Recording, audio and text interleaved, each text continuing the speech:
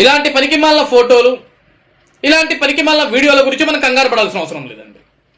ఎందుకంటే ఇలాంటి పనికిమాలిన పనులు, ఇలాంటి దిగజారుడు పనులు ఎవరైనా చేయగలరు అంటే ఈ ప్రపంచంలో అది కేవలం వైఎస్ఆర్సీపీ పార్టీ మాత్రమే తప్ప ఇంకెవ్వరికి సాధ్యం కాదు అది. ఎందుకంటే ఆ పార్టీయే ఒక దిగజారిన పార్టీ. ఆ పార్టీని నడిపించే వ్యక్తి వైఎస్ జగన్మోహన్ రెడ్డి అంతకంటే దిగజారిన మనిషి. ఎంతగా దిగజారుతాడంటే తన తండ్రి చనిపోతే, తన తండ్రి చావును చూసి ఆంధ్రప్రదేశ్ రాష్ట్రంలో ప్రజలందరూ కన్నీరు పెడుతుంటే కేవలం ఒక వైఎస్ జగన్మోహన్ రెడ్డి మాత్రమే సంతకాలు సేకరిస్తాడు ముఖ్యమంత్రి పీట ఎక్కడానికి. అంతే దిగజారిన మనిషి జగన్మోహన్ రెడ్డి. అలాంటి దిగజారిన మనిషి ఇలాంటి పనులు చేయడంలో పెద్ద విషయం లేదండి.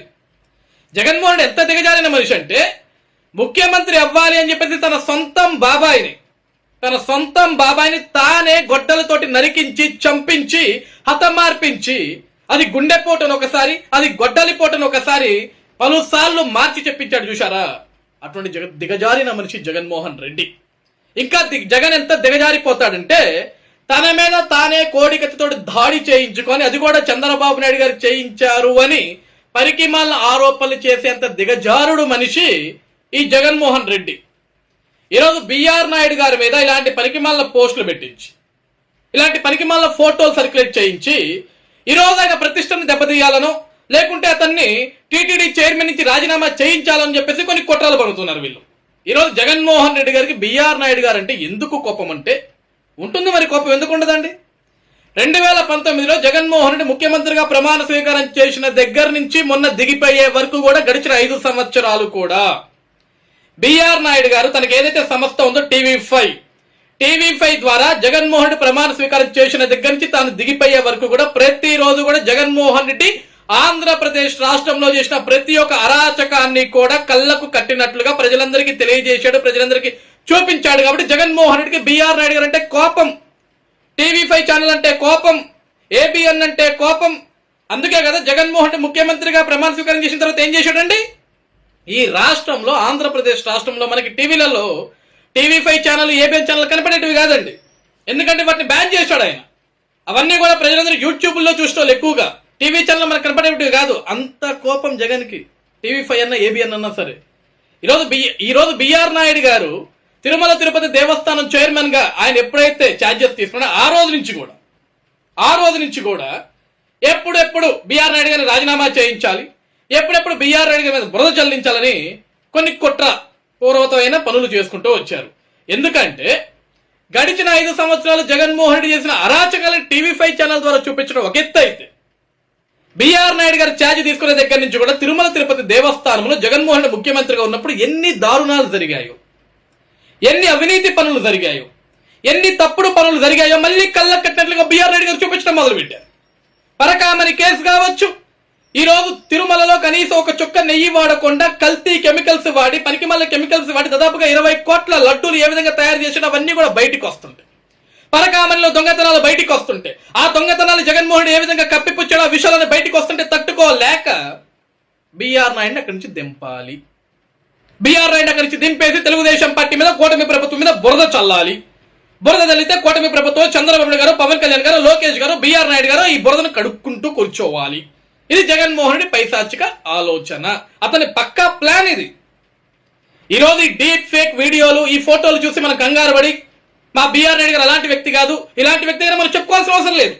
ఎందుకంటే బిఆర్ నాయుడు గారు అంటే ఏంటో అందరికీ తెలుసు. ఈరోజు వైఎస్ఆర్సీపీ పార్టీలోని కొంతమంది సన్నాసి వెదవులు చేసే సన్నాసి పనులకు మనం కంగారు పడాల్సిన అవసరం లేదు, మనం సమాధానాలు చెప్పుకోవాల్సిన అవసరం లేదు. ఎందుకంటే జగన్మోహన్ రెడ్డికి ఉంటుంది కోపం. మరి 5 సంవత్సరాలు జగన్మోహన్ రెడ్డి సర్వేరాలతోటి 700 కోట్ల రూపాయలు ఏ విధంగా దోచుకున్నాడో ప్రజలకు తెలియజేశారు. జగన్మోహన్ రెడ్డి రంగుల రూపంలో 200-300 కోట్ల రూపాయలు ఏ విధంగా దోచుకున్నాడో ప్రజలకు తెలియజేశారు. జగన్మోహన్ రెడ్డి చివరికి పిల్లలకి ఇచ్చే చిక్కీల మీద తన ఫోటోలు వేసుకుని దాంతో ఏ విధంగా డబ్బులు సంపాదించుకున్నాడో ప్రజలందరికీ బిఆర్ నాయుడు గారు తెలియజేశారు.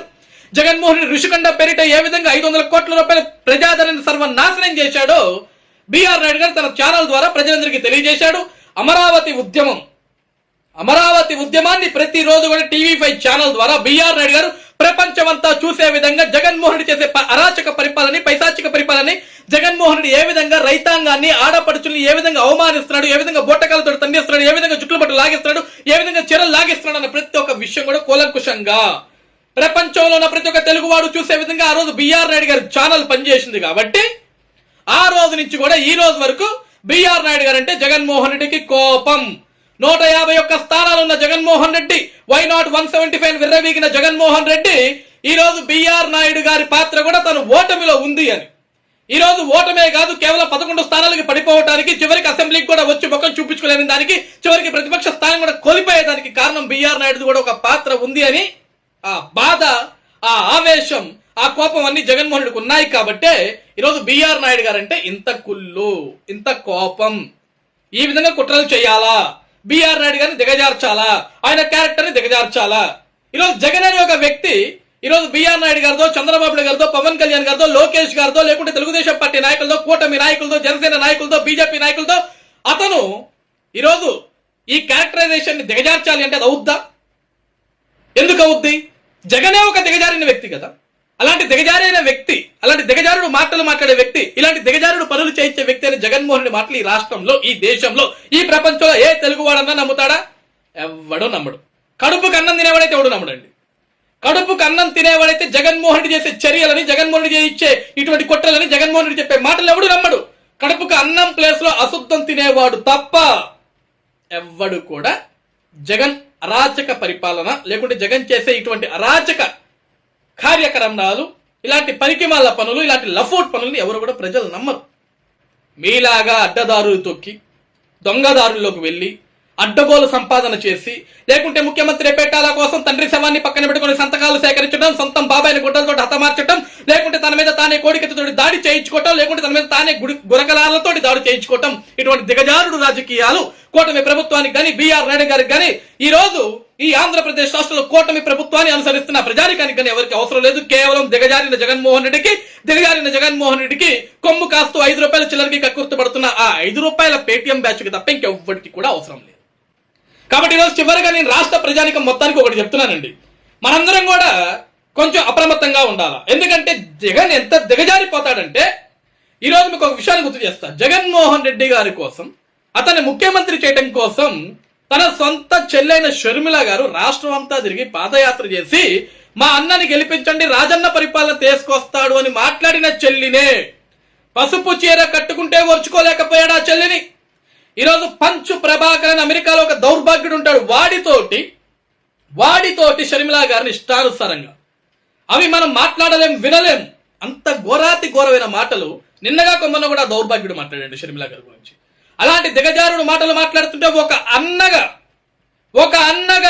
ఉన్న జగన్మోహన్ రెడ్డి కనీసం స్పందించకుండా, కనీసం మాట్లాడకుండా, నా చెల్లి గురించి ఎవరైనా తప్పుగా మాట్లాడితే చెప్పు తెగిపోయి కొడతాను కనీసం స్పందించకుండా ఒక నిమ్మకు నీరెత్తినట్టు కూర్చున్నాడు అంటే, ఒక బండరాయి మాదిరి కూర్చున్నాడు అంటే జగన్ దిగజారుడు రాజకీయ ఏ విధంగా ఉంటుందో మనం కొత్తగా చెప్పాల్సిన అవసరం లేదు. ఎందుకంటే సొంత చెల్లెలు పసుపు చీర కట్టుకుంటే పనికి మాలిన మాటలు మాట్లాడిపించారు, పనికి మాలిన దిగజారిన వ్యక్తి జగన్మోహన్ రెడ్డి. కాబట్టి ఇలాంటి వ్యక్తి ఇటువంటి పనికిమాల పనులు చేస్తాడండి. అసలు ఎక్కడో దాకా ఎందుకంటే నిజంగా ఈరోజు స్వర్గస్థులైన రాజశేఖర రెడ్డి గారు బ్రతికుంటూ ఉంటే, రాజశేఖర రెడ్డి గారి మీద కూడా ఇలాంటి పనికిమాల ఆరోపణలు, పనికిమాల వీడియోలు చేపిస్తాడు జగన్మోహన్ రెడ్డి. ఎందుకంటే జగన్మోహన్ రెడ్డికి కావాల్సింది ఏంటంటే ముఖ్యమంత్రి పీఠం కావాలా, పదవి కావాలా, డబ్బులు కావాలా, అవినీతి సంపాదన కావాలా, ముఖ్యమంత్రి పీఠం మీద గద్దెనెక్కి రాష్ట్రాన్ని నాశనం చేయాలి రాబందు మా